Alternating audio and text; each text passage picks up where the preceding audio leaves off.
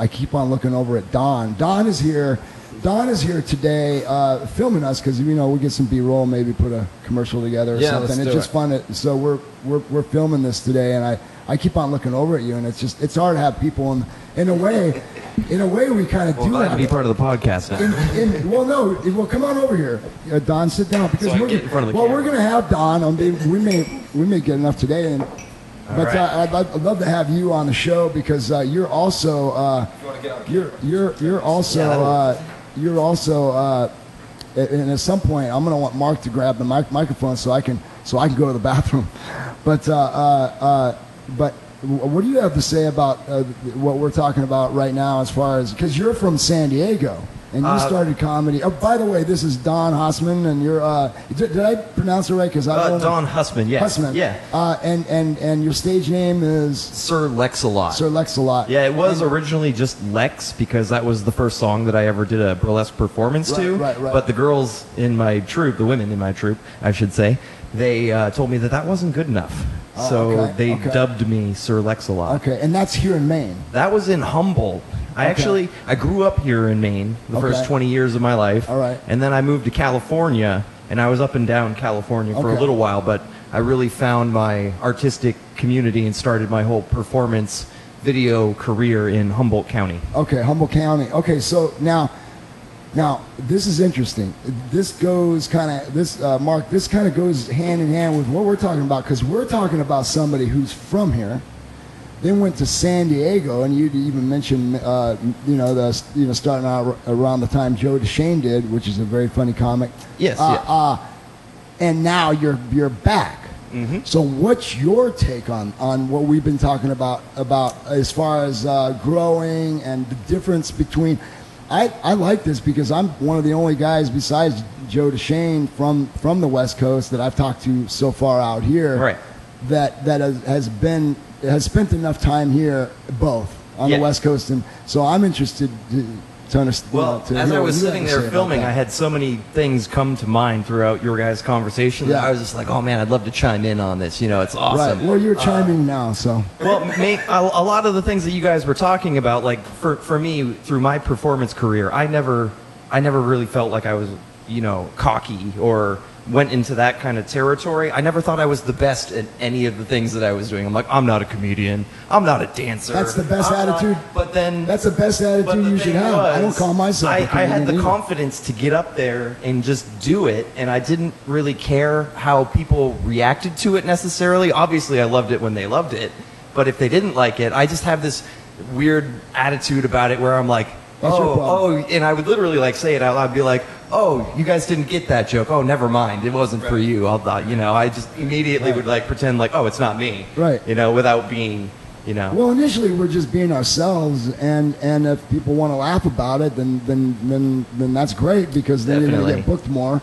But I mean, initially the way there's comedian. I mean, I heard this. I've been hearing. Here's one of the things I've been hearing. I want to get back to you, but yes, certainly. But I heard Howie Mandel say this on America's Got Talent, and I've heard this a million times.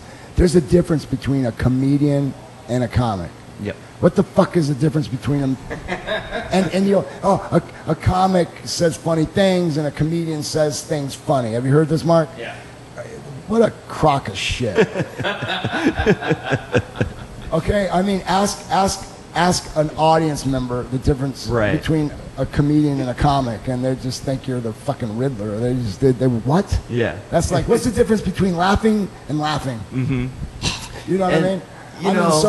So initially, we were talking about that, and you're saying, basically, you're up there just being yourself, which is natural and it's not contrived, and you're not nervous when you're up there. So I'm always nervous. So every time you get the anxiety. Well, yeah, butterflies are good. You plow through it. But you know how to do that. That's what I mean. We all get nervous, but you're not afraid. You redirect that energy. I'm sure you know all about that energy. Yeah. So. Well, I mean, Johnny Carson threw up before every show, and I actually, one of my best opening bits about comedy is about being nervous and how I always end up going to the bathroom like 4 or 5 times before I start. Right. So I'm not going to tell the bit here because it's not appropriate, but that was definitely you incorporate that nervousness and just address it and get it out of the way. You use the butterflies. I mean, when I was doing my shows in Vegas, of course I get butterflies. I get butterflies out here. Flashing red. Yeah. That's correct. I get butterflies out here on every show. There were many shows in Vegas that I didn't, and it's the times that the butterflies aren't there that I know I'm in fucking trouble. Right. I'm like, where are you guys? Yep. You know what I mean? I need you. Where are you? You know, because you don't have. You're like, I need something. So anyway, back to the difference. Question. I think the major question is the difference between the scene and because I mean you lived in San Diego and we're doing comedy in San Diego. I was mostly in Humboldt and Sonoma County when I was performing. But that scene, okay, and I did a lot of time. A lot of great comics came out of San Diego. I did the improv there for we were held over for a year, like with guys like Todd Glass and Pablo Francisco and Rocky Laporte and all these guys, and it was and I got to learn the comedy scene over there. John Payton's out of he's not from there I don't think, but John Payton, great performer, Emmy Award winning comic. He's from, I think I asked you if you remember him, but you were after that era. But it's the San Diego vibe. I like it better than LA actually. It's a really cool scene. But what's the difference? Because it's been pretty. You didn't come here that long ago. Yeah, I mean, I've been performing on stage for almost a decade now, right? And I've definitely seen a lot of things change in a lot of the places that I've worked in the past. Like when I mentioned to you before about how I started doing comedy right around the same time our friend Joe DeShane did. Right. When we were doing that, there were a couple open mics, and that was about it. Right. There was a local comedy magazine, Savage Henry Comedy Magazine, Savage Henry Independent Times. I don't know if you guys heard of that.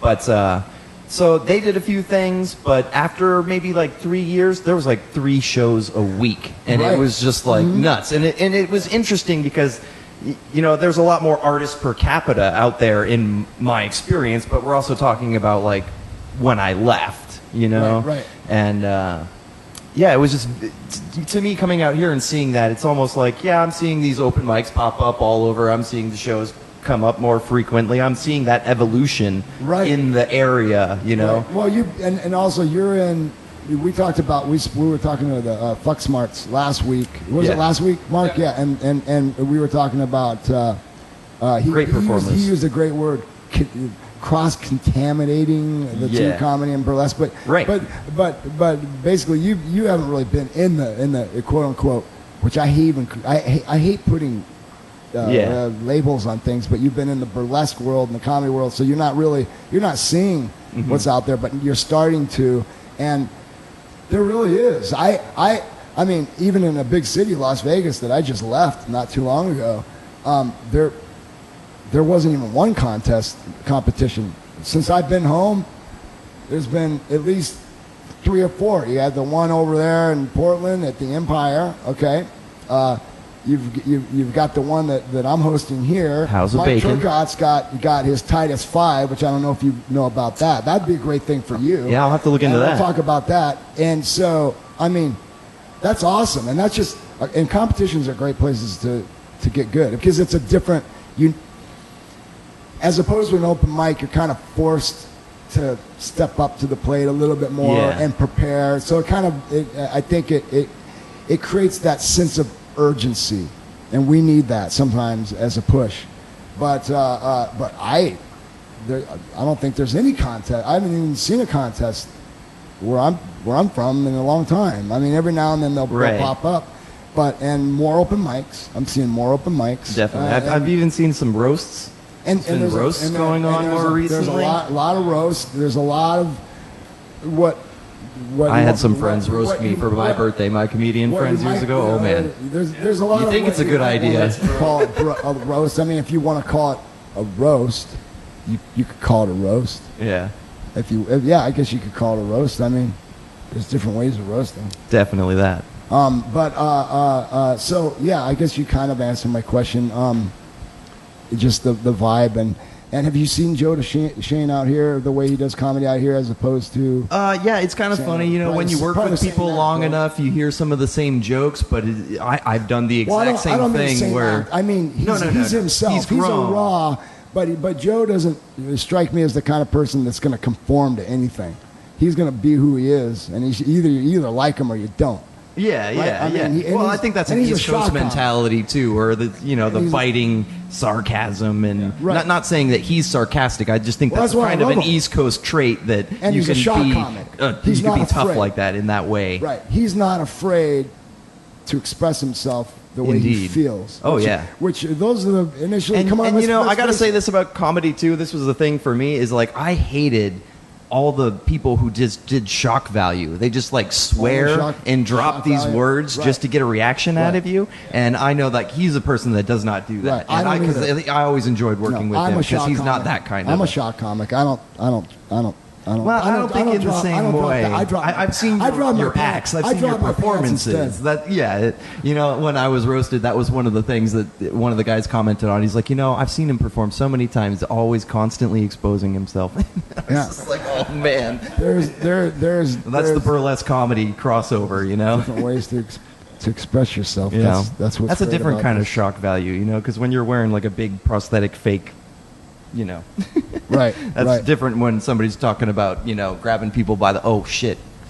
How did that happen? I've got a lot of prosthetics in my trunk in my trunk. Yeah, I have a bit about getting pulled over by the cops and them asking you what's in the bag after you come home from a show. What's in the bag? You're just like, God. It's a little creepy. What about traveling? I wish it was drugs, but it's not. Right. What about traveling as a burlesque performer? I mean, with all the X-rays and all the stuff you got to go through. You don't want to know about those Wi-Fi array pictures. Do not ask about that. I learned about that recently. Oh man, if they look through your performing trunks. I mean, a lot of us look like serial killers. You know what I mean? Especially this season. You're like, I'm a comedian. Yeah, fucking sure. Get in, and they handcuff you. But I swear, it's just fake blood. It's just fake blood, right? Real hooker shoes, but fake blood.